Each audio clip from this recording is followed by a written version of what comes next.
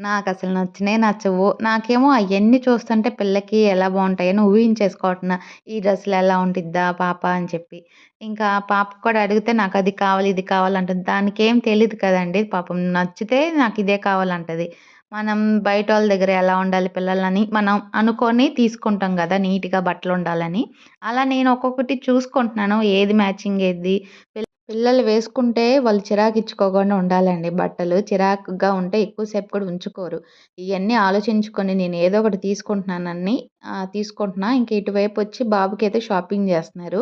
ఇంకా పాపకైతే తీసుకుంటున్నాం. తీసి పక్కన పెట్టాం. పక్కన బాయ్స్‌కి సెపరేట్ ఉందండి. ఇంకా బాబుకి కూడా అక్కడే తీసేసుకొని వచ్చాం. ఇక్కడ ఈ 2 డ్రెస్సుల్లో ఒకటి తీసుకోవాలి మేము.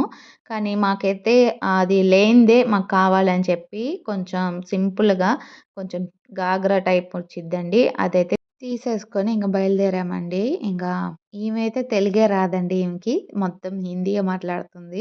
వాళ్ళు ఎప్పటినుంచో ఇక్కడే పెడుతున్నారు. కానీ చాలా బావుంటాయి. పోయినసారి కూడా ఇక్కడే తీసుకున్నాను నేను. చాలా బాగుంది. ఇంకా అదే గుర్తొచ్చి ఇటొచ్చాము. ఆ ప్లేస్ వచ్చేసి రతన్ సెంటర్ అంటారు కదా! విజయవాడ వన్ టౌన్‌లో ఆ ప్లేస్ అండి. అక్కడ కొంచెం లోపలికెళ్తే ఉంటది ఆ షాపు. ఇంకా అక్కడి నుంచి ఇంకా జ్యువెల్లరీస్ పిల్లలకి మ్యాచింగ్ అయితే తీసుకుందాం అని చెప్పి తీసిన రోడ్డుకైతే వచ్చామండి. ఇక్కడైతే నా షాపింగ్ అయిపోయింది. ఇక్కడ ఒక చిన్న పొరపాటు ఏం జరిగిందంటే మీకు నెక్స్ట్ వీడియోలో క్రిస్టమస్ వీడియోలో అయితే చెప్తానండి ఏం జరిగిందనేది. ఇంక ఇప్పుడైతే డ్రెస్ తీసేసుకొని ఇంకా బయలుదేరిపోయాం ఇంటికి. ఇంకా ఈ వీడియో మీకు నచ్చినట్లయితే లైక్ చేసి, షేర్ చేసి, సబ్స్క్రైబ్ చేయండి. మీ ఫ్రెండ్‌కి కూడా ఫార్వర్డ్ చేయండి. బాయ్.